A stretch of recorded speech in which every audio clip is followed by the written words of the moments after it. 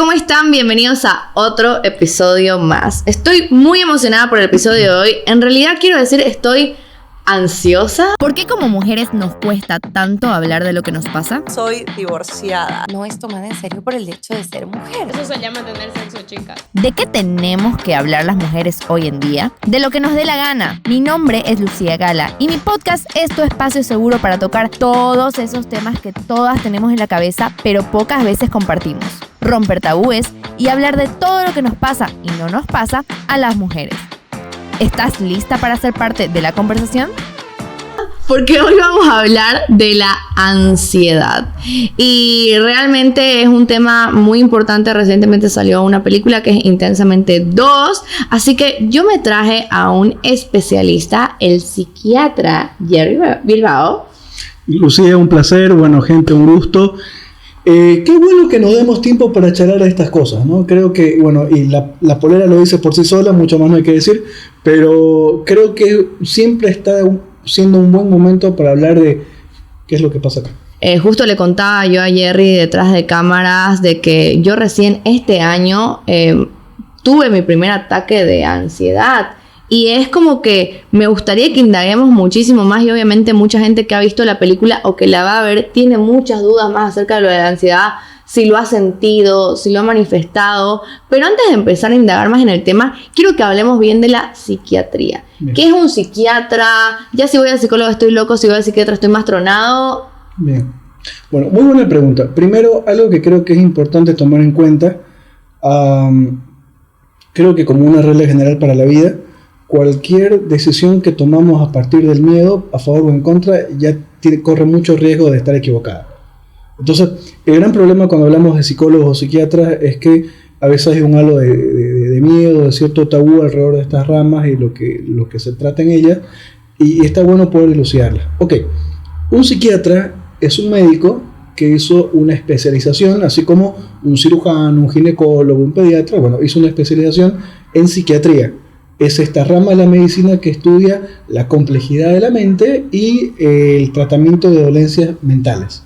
Ahora, un psicólogo es un licenciado que evidentemente estudió una carrera universitaria, estudió una licenciatura en psicología, que está formado para el acompañamiento y la dirección del proceso terapéutico, psicoterapéutico en el paciente.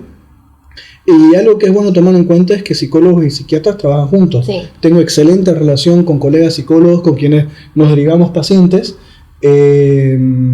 Evidentemente cada uno conociendo las limitaciones de los alcances de su formación. Ahora, hay una pregunta que se entreteje a partir de eso, ¿no? ¿Cuándo uno y cuándo otro? Claro, exacto. Totalmente. Ahora, te lo planteo de esta manera. Es una pregunta que se responde muchas veces en base al alcance del profesional. A ver, sin ser autorreferencial, me voy a tomar como ejemplo. Yo me formé como psiquiatra, hice la especialidad en psiquiatría, pero también tomé una formación como psicoterapeuta.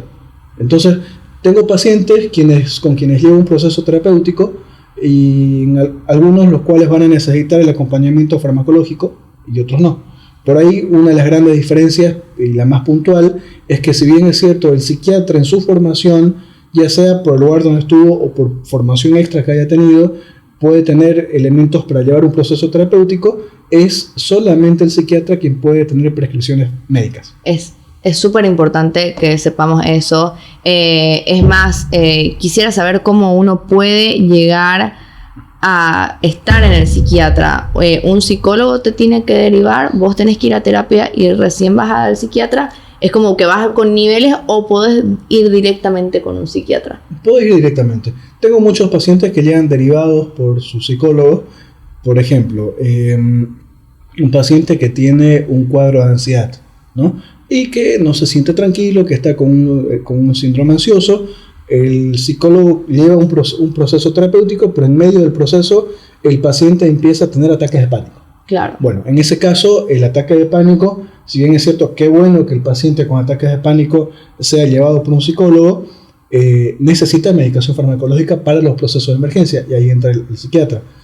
Un ejemplo que nada que ver con ansiedad, pero un abuelito con Alzheimer, que en medio de su proceso neurodegenerativo empieza a tener alucinaciones, delirios, momentos de agresividad, o incluso a veces la derivación puede ser dada ni siquiera por el psicólogo, a veces por un médico clínico cualquiera. Sí. Me ha pasado pacientes que, por ejemplo, iban al gastroenterólogo porque tenían cierto grado de intolerancia y el colega dice, bueno, mira, esto no es una cuestión tan gastroenterológica, no es, esto es un tema más de tus nervios, ¿no? Y termina, es paradójico, pero muchas veces son los gastroenterólogos una de las especialidades que más pacientes me derivan. ¡Qué locura! Algo súper importante acá, por ejemplo, yo cuando presencié mi primer ataque de ansiedad, y es más, sentí que iba a tener un segundo, una amiga me dijo, te doy estas pastillas, y yo no voy a tomar nada que mi psicóloga me diga.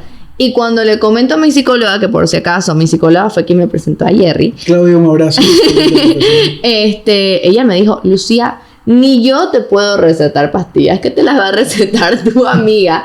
Tenés que ir a un psiquiatra en caso de que te necesites tomar pastillas, ¿no es cierto? Y es un tema porque, a ver, me ha pasado pacientes a quienes hago todo el proceso de explicar, bueno, por qué esto que estás pasando está bien, fantástico, golazo que lo ves en terapia, pero esto que está pasando en este momento necesita medicación, hacer la receta, viste, por dentro, hacer así porque bien lo convencí de que tome los medicamentos y a la semana siguiente le digo, bueno, ¿cómo te fue? No, mire que llegué a casa y mi vecino me dijo que mejor otra cosa. Y me dice, ¿no? Hay un problema y es que muchas veces las personas digo porque a veces los médicos somos los peores pacientes, pero las personas nos automedicamos. Sí. Entonces, me ha pasado casos de pacientes que llegan, por ejemplo, una persona con un estado depresivo casi que crónico porque nunca lo resolvió bien y le digo, bueno, claramente por esto, en base a la evaluación clínica, en base a ciertos test psicométricos, usted necesita el acompañamiento farmacológico con antidepresivo. Y me dice, no, ya lo intenté y no funcionó. Entonces ahí la pregunta es, ok, ¿cuánto tiempo tomó la medicación? 3 semanas. Claro, en 3 semanas no te va a hacer nada. No, nada. ¿O qué dosis? No, bueno, claro, con esa dosis tampoco. El problema es que la automedicación implica que en tiempo y forma la persona no recibe la medicación como corresponde. Evidentemente no va a tener el efecto deseado y eso va a generar un nivel de reticencia importante, cosa que cuando quiere iniciar un proceso como corresponde va a ser mucho más difícil.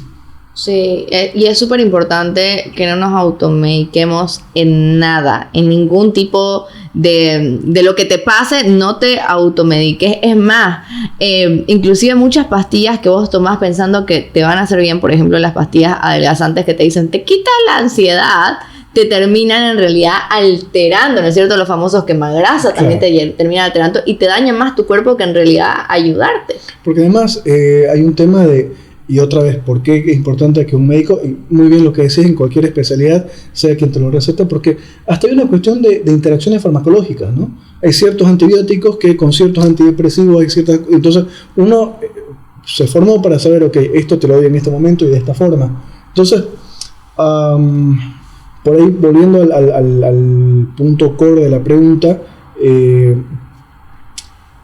ir al psiquiatra no significa estar más loco. No. Para nada. Porque muchas veces, por ejemplo, lo que te dijo Claudia, ¿no? Lo que dijo tu psicóloga, esto yo no lo puedo ver, capaz velo con un especialista que pueda medicarte con relación al síntoma que tuviste, y no significa, uy, estoy loco, significa que mi cuadro tiene ciertos elementos que hacen que necesite profesionales que intervengan en él, no porque sea peor, sino porque es diferente. Sí. No porque esté más loco, sino porque tiene un nivel diferente de complejidad. Claro, y ahí te pregunto para las personas que nos están escuchando y viendo, ¿qué me tiene que pasar a mí o para ir al psiquiatra? Buena pregunta. Pensar en los cuadros de salud mental creo que se hace mucho más fácil cuando lo pensamos en función de gradientes. Sí. Ok, por ejemplo, pensemos como ejemplo en la autoestima. Una persona con una autoestima saludable, al tanto de sus capacidades, que no se molesta por reconocer sus limitaciones, podríamos decir que es una persona con una autonomía estable. Si esa esa autoestima merma, podríamos estar hablando de una persona insegura, una persona con rasgos dependientes. Claro. Y si todo lo contrario, como que pisamos el acelerador y esa autoestima se desborda, estaríamos hablando de una persona por ahí mucho más expansiva, tal vez con rasgos claramente narcisistas. O sea, tal vez, y uno se pone a pensar que esto es un gradiente que va, un péndulo que va en este sentido y este otro, entonces tal vez el concepto más importante a la hora de hablar cuándo pedir ayuda tiene que ver con la disfuncionalidad. Palabra muy importante. ¿Por qué? ¿Es patológico enojarse? No, creo que hay cosas con las que uno tiene la responsabilidad de enojarse. Hay cosas que son injustas, hay cosas que están mal y uno tiene que enojarse. Ahora, si de pronto cada vez que me enoje me voy a bajar del auto y agarrarme a patada y puñete, algo está mal, sí, ¿no? Está bien ser precavido y tener listas. Lo hizo un tipo que tiene listas para todo lo que hace. También. No, porque ponete que si vas a viajar, creo que hacer una listita de las cosas que tenés que llevar. Si vas al mercado, una listita de las cosas que tenés que comprar, está bien. Ahora, si no podés vivir y entras en colapso porque saliste sin tu lista, bueno, ahí hay un problema. Entonces, tal vez el punto tiene que ver con la disfuncionalidad.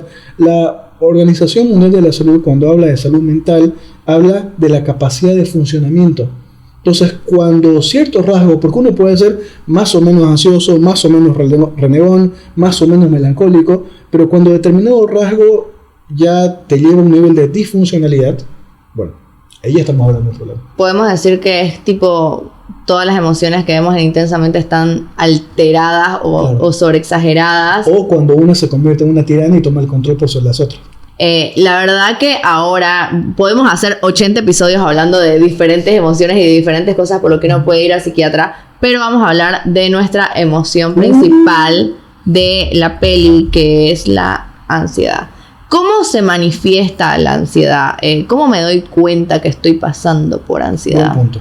Definamos qué es ansiedad. Okay. La ansiedad es un estado psicoemocional, ¿no?, que tiene manifestaciones cognitivas, conductuales y fisiológicas. A ver, vuelvo a lo del gradiente. Está mal ser ansioso, está mal ponerse ansioso. Creo que hay cosas que no rayan en si está bueno o está malo, creo que a veces es inevitable. Sí. A ver, cuando el dólar empezó a dispararse, creo que no hubo nadie en este pueblo que no se haya puesto ansioso. No, inevitable.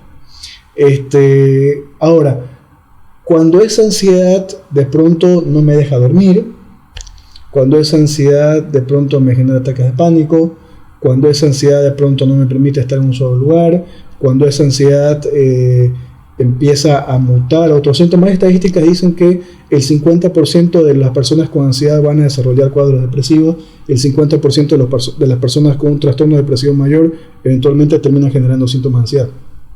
Entonces,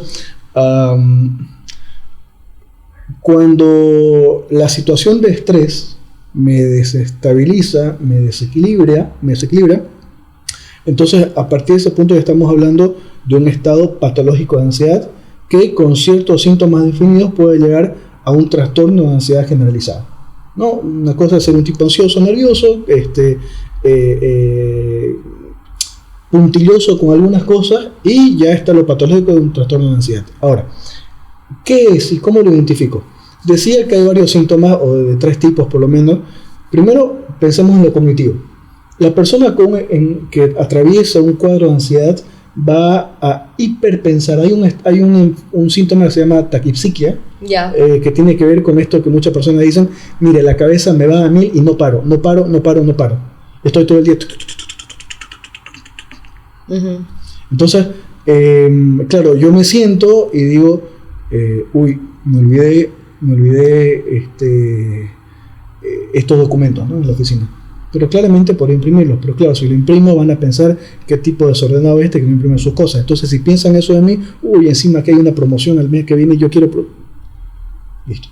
Oye, y hay una escena en la película de eso que me fascina. Por si acaso, vamos a hablar de la peli sin dar spoilers. La historia está buena, véanla. Está buena, véanla la peli. Pero, por ejemplo, hay una parte donde esta querida amiga, Ansiedad, proyecta diferentes futuros alternativos. Y creo que eso, empezás ahí, digo, pucha, si me pasa esto, y si no, te adelantás y te anticipás al futuro. La taquipsiquia viene de mano de otro síntoma cognitivo que se llama pensamiento catastrófico.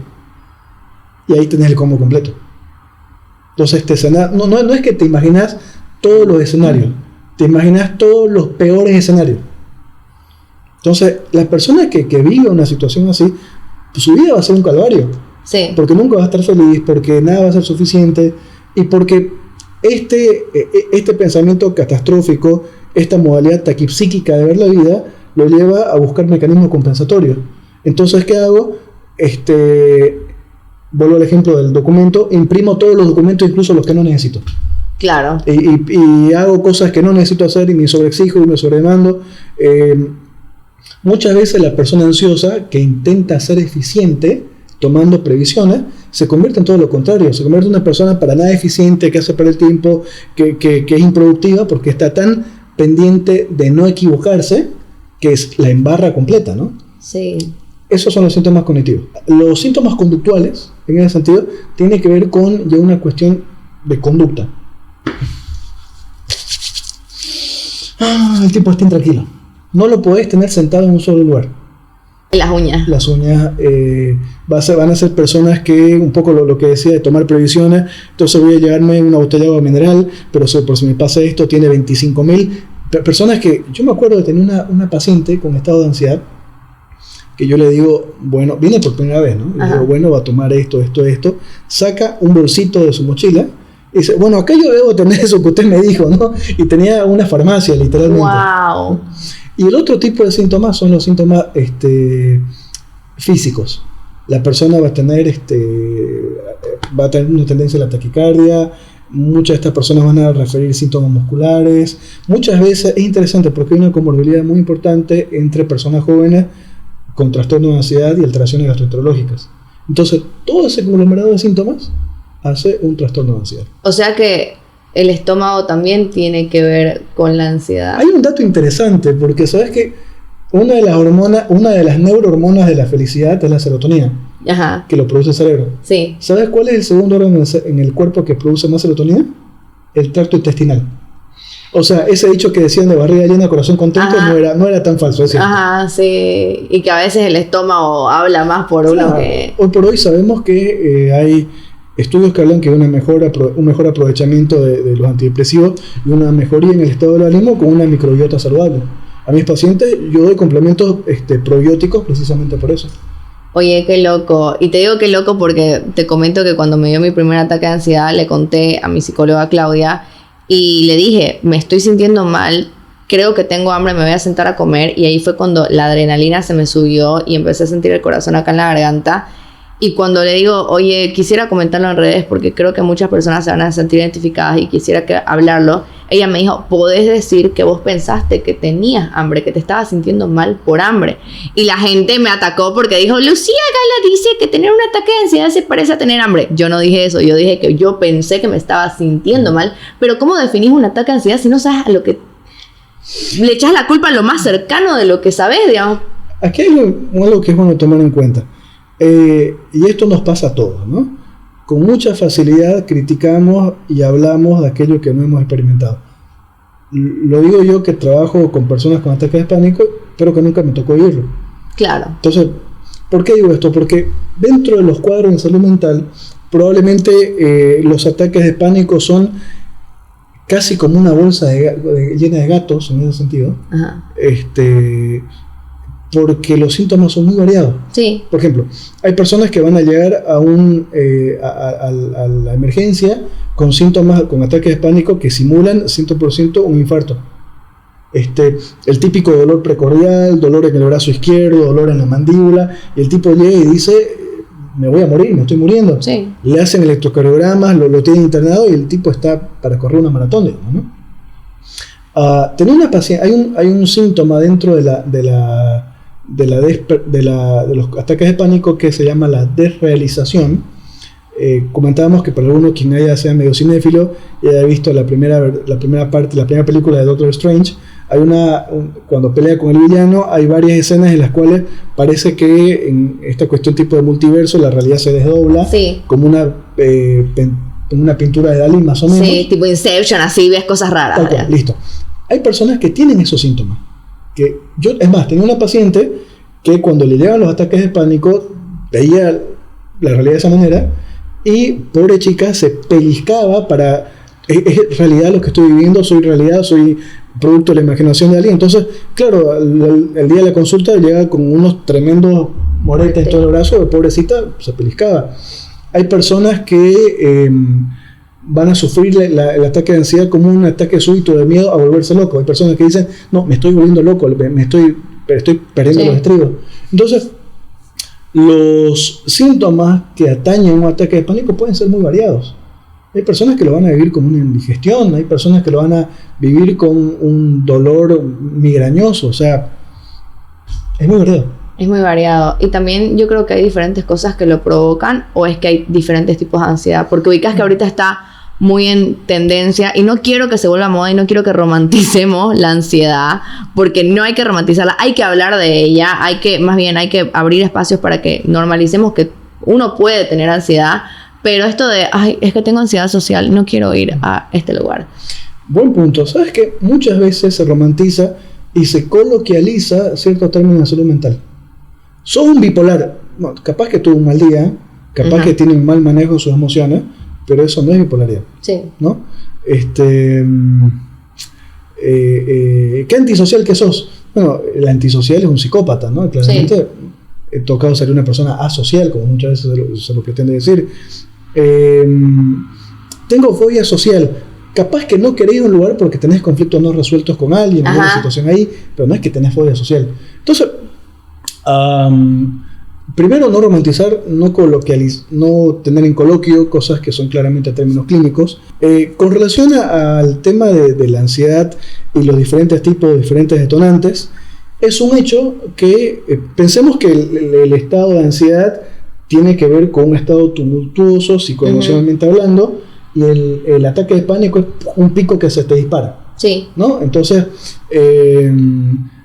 muchas personas tienen estados de ansiedad muy fuertes, pero no es que tenés 5 picos de ansiedad, 5 ataques de pánico al día. O sea, los ataques de pánico son cosas rutilantes que cuando uno lo ve se da cuenta que esto es bravo, ¿no? Sí.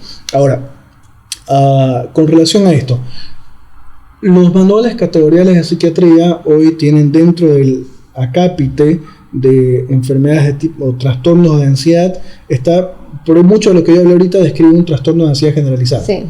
Está la ansiedad social, que antes se conocía como fobia social, que tiene que ver con este miedo, que por ejemplo, el paciente que tiene ansiedad o fobia social no es solamente estar rodeado de otras personas. El tipo que tiene ese cuadro tiene miedo al escrutinio de otros. Entonces van a pensar que soy un torpe, y si yo hago esto van a pensar que soy un tarado. Por ejemplo, los trastornos obsesivo-compulsivos dentro de la capítulo dentro de los manuales de psiquiatría figuran dentro de los trastornos de ansiedad.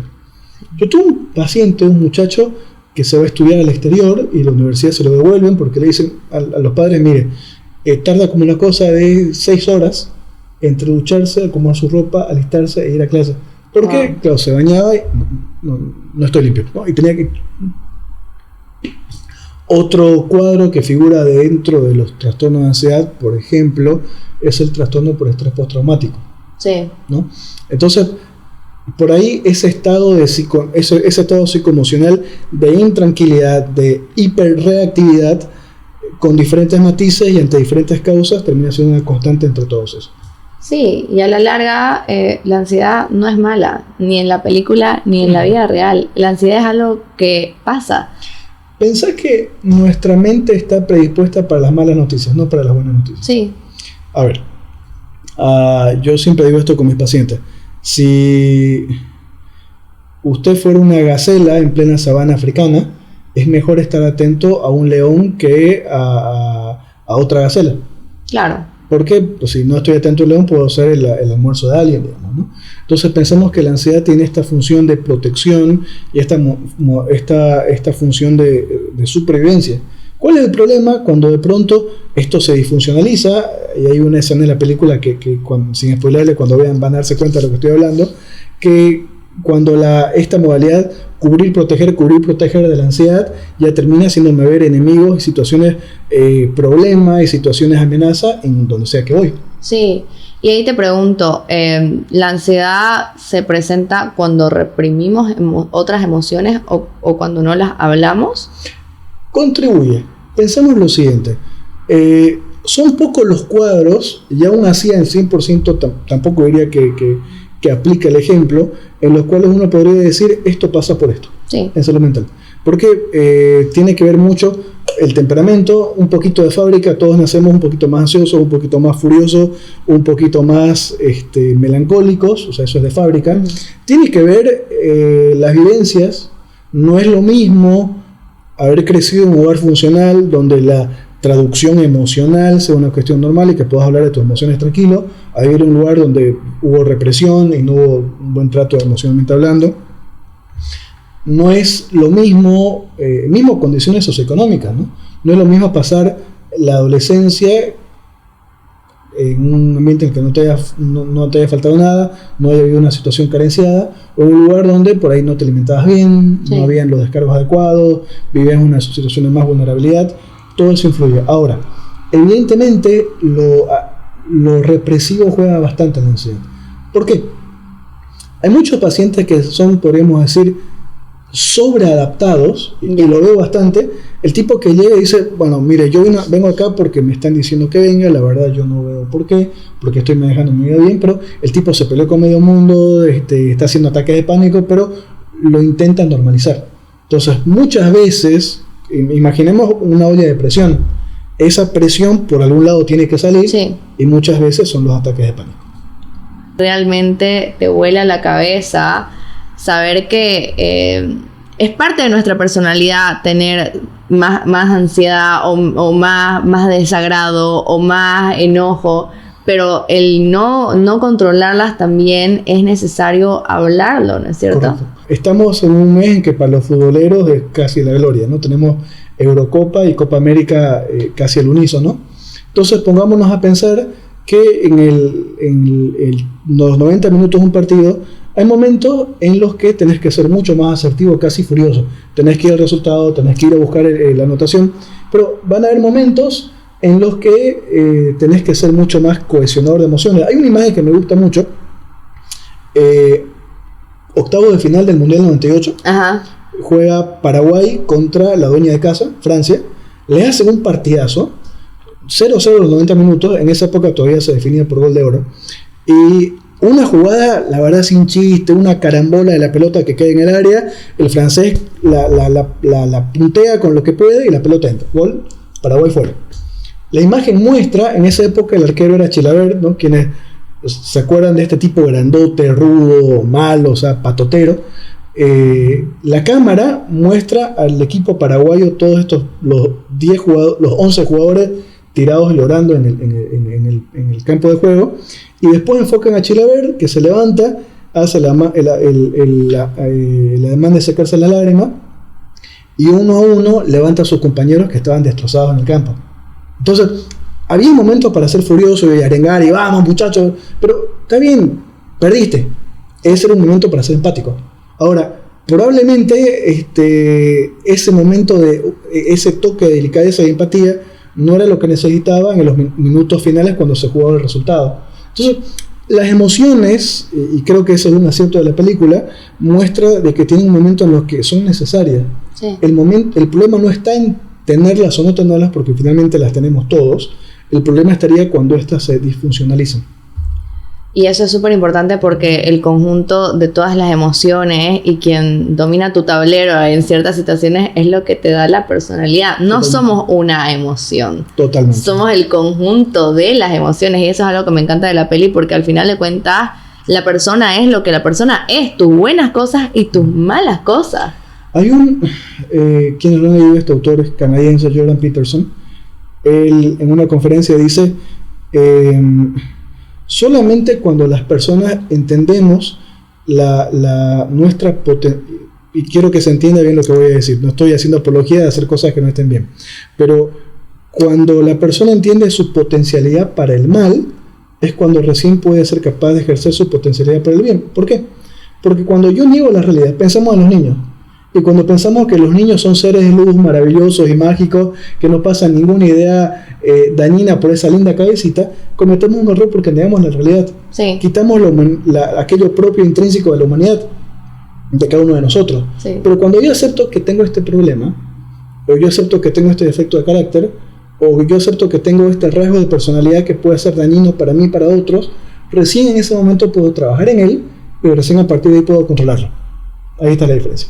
Oye, qué importante es eso porque, a ver, una parte de la peli dice, creo que esto pasa cuando somos adultos, dejamos de sentir alegría. Y no es que dejas de sentir alegría, es simplemente que sos más consciente de otras cosas y no es que vas a estar feliz todo el tiempo, como los niños. Totalmente, a ver, cuando uno empieza a vivir solo y tenés que pagar agua, luz, internet, teléfono y todas las cuestiones... Y el tomate está caro. Te das cuenta de que la plata no salía de los árboles. Y cuando tenés que hacer tus cálculos para fin de mes y cuando tenés que estar pendiente de las noticias, te das cuenta de que capaz lo que nosotros llamamos como felicidad plena no era otra cosa que un estado de inconsciencia. Sí. Inevitable y natural por la edad, pero es un error entrar en el anacronismo de decir tengo, o sea, no quiero que suene feo, pero lo voy a decir así muy bien. Muchas veces romantizamos la adolescencia. Sí. Y decimos los mejores años de mi vida. ¿Por qué? Ajá. ¿Por qué deberían ser los mejores años de tu vida? Yo estoy de acuerdo que abracemos nuestra adolescencia y que la miremos con cariño y todo, pero creo yo que en el buen entender, por más de las dificultades, deberíamos trabajar para que el momento que estés viviendo sea el mejor momento de tu vida, que puedas decir, realmente en este momento vivo la mejor versión de mí. Pero cuando ves gente adulta diciendo, ay, cómo quisiera ser adolescente, lo primero que digo es, ¿tan mal te está yendo ahora?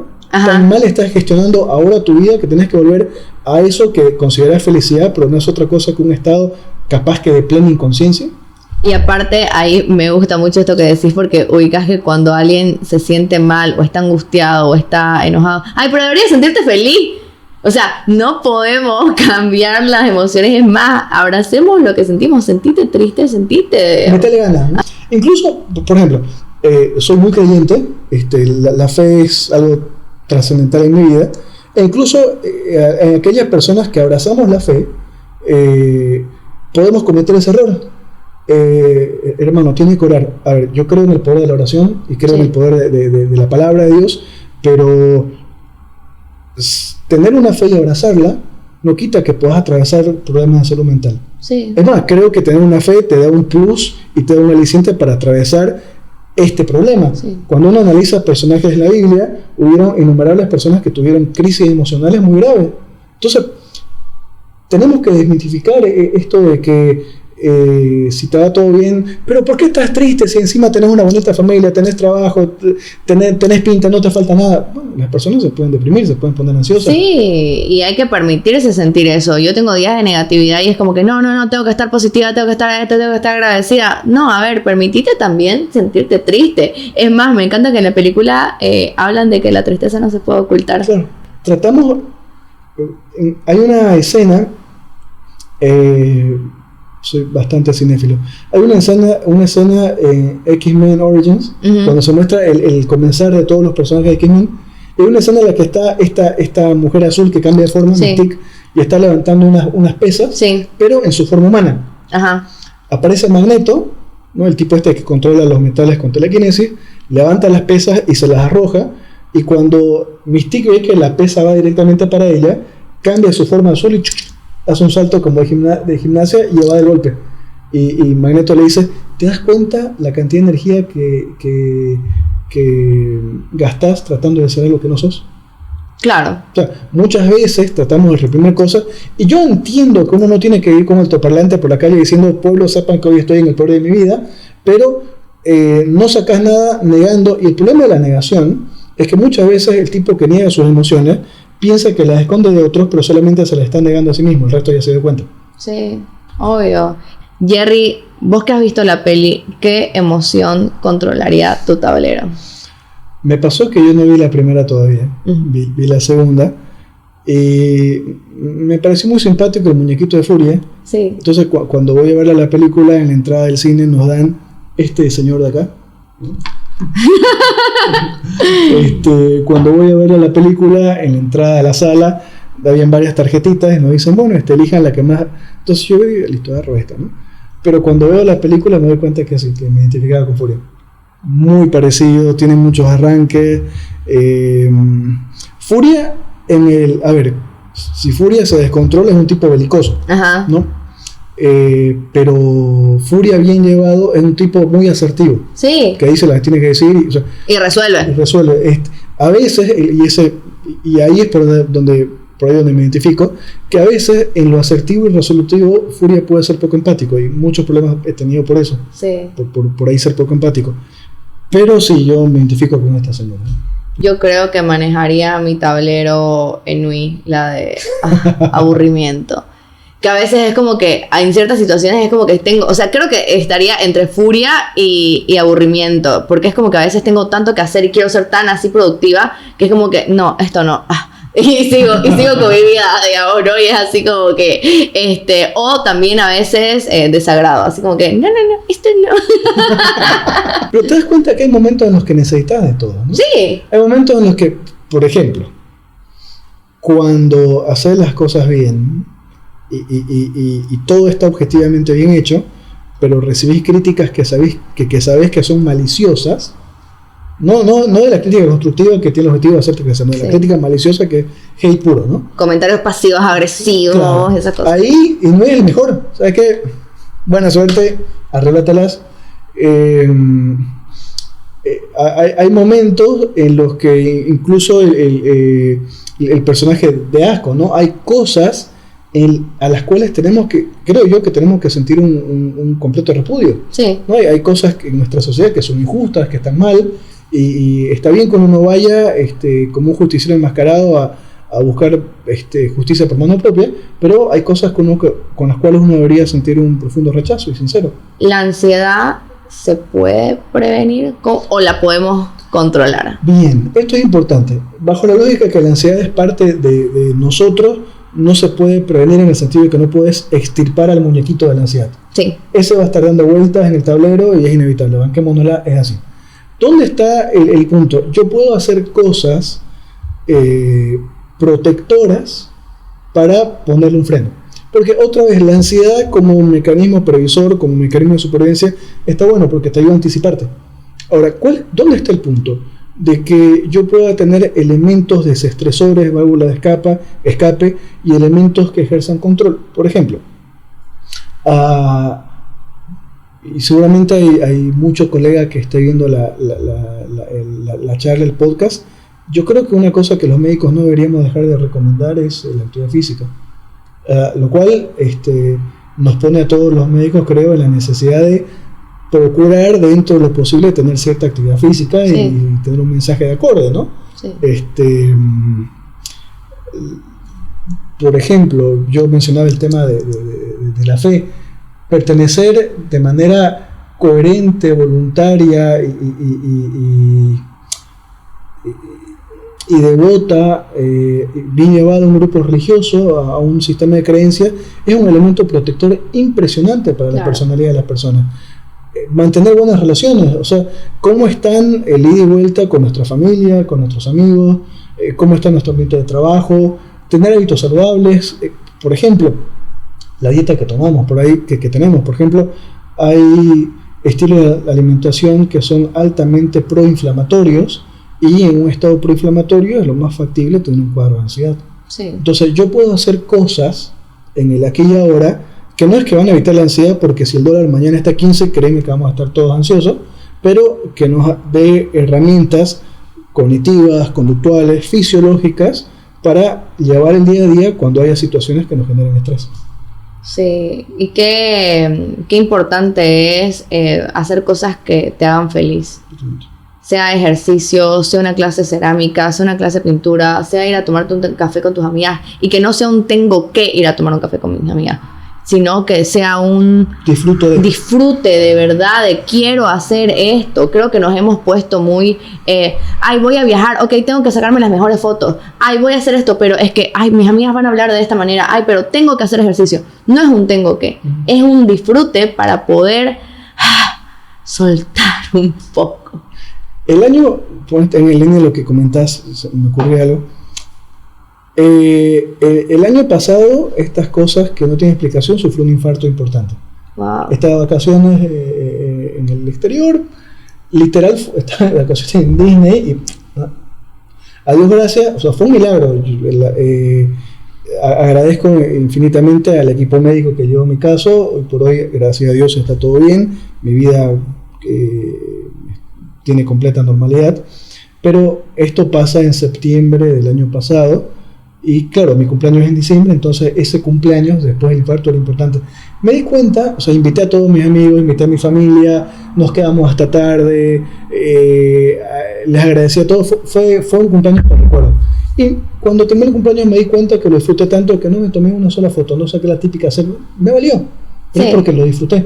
Entonces, yo puedo tener elementos, yo siempre recomiendo a mis pacientes, tenga ritos de mimo para con usted.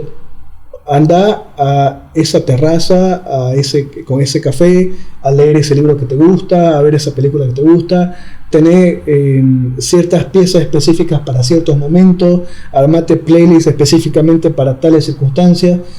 Aprendamos a mimarnos un poquito, ¿no? Sí, apapacharnos un poquito. Así que espero que en este episodio puedan quedarse con este mensaje, y caso de que se hayan sentido identificados con algo, porfa, vamos a dejar las redes de Jerry ahí para que puedan comunicarse con él, puedas atenderlos, ¿no? Antes de acabar el episodio te tengo un regalo sorpresa. Alegría está tomando el control del tablero en este momento. Muchísimas gracias. Muchísimas gracias. ¿Cómo no íbamos a hablar de ansiedad si no ibas a tener también tu polera de ansiedad? Y para acompañar ese regalo, obviamente Sedal te quiere mimar también, porque hablábamos de los mimos, que para alejarte de la ansiedad tenés que estar ahí, darte tu tiempo. Esta señorita de acá le hubiera venido bien el paquete de Sedal, ¿no? Mira que bello. Ajá, sí, obvio. Bueno, muchas gracias, de verdad. No, gracias a vos y gracias a Sedal también, que con sus nuevos Sedal Células Madres realmente te da la regeneración que necesitas en tu cabello. Así que ya vas a estar ahí divino, tu novia también, todos van a estar ahí. Así que muchísimas gracias, Jerry, por este episodio. Un placer enorme, muchas gracias. Y gracias a todos. Gracias a todos ustedes por llegar al final de este episodio. Nos vemos en la próxima. Chao.